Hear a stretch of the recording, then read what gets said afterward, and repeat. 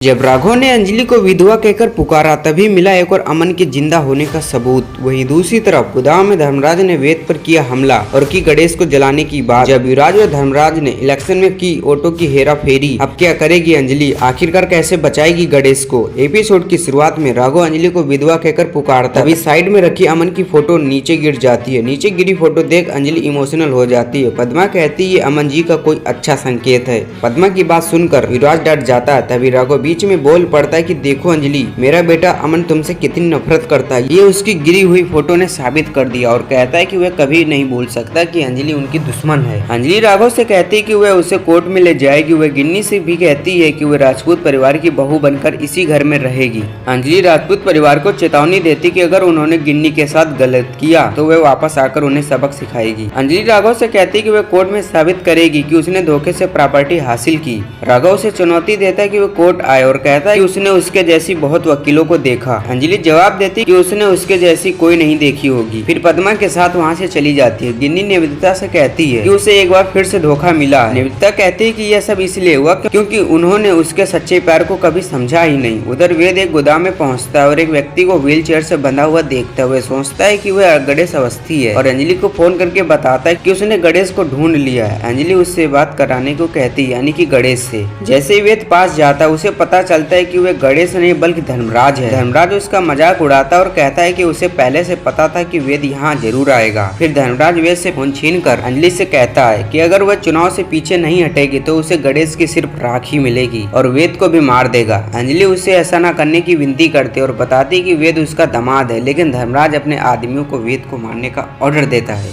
वेद गुंडों से लड़ता और उन्हें हरा देता है, लेकिन धर्मराज वहाँ से भाग निकलता है। इसके बाद वेद दीपिका से पूछता है कि उसने सच्चाई क्यों बताई, जबकि वह उस पर भरोसा करता था। दीपिका माफी मांगती और कहती कि उसके पास कोई और रास्ता नहीं था। वेद अंजलि को फोन करके बताता है कि वह सुरक्षित है, लेकिन गणेश अभी तक नहीं मिला। वह कहता है कि अगर गणेश नहीं मिला तो अंजलि चुनाव हार सकती है। अंजलि कहती कि चाहे कुछ भी हो जाए वह चुनाव से पीछे नहीं हटेगी। पद्मा अंजलि से कहती कि कल चुनाव है और उसके पास दो ही रास्ते हैं, या तो जीतना या फिर पीछे हट जाना। अंजलि को फिर से रहस्यमय महिला का फोन आता है। वह बताती कि वह भारत आ चुकी है। अंजलि पूछती है कि वह कौन है और उसने मंगलसूत्र क्यों भेजा। वह महिला खुद को अंजलि की शुभचिंतक बताती है। अंजलि कहती है कि वह उसे चुनाव के बाद ही मिलेगी। एपिसोड समाप्त होता है दोस्तों। अब अगले एपिसोड में देखने को मिलेगा कि कैसे धर्मराज बूथ पर कब्जा करके ऑटो में हेरा फेरी करता है और चुनाव बूथ पर युवराज पद्मा को उकसाता है। मौजूद महिलाओं को उसे मारने के लिए दौड़ती हैं।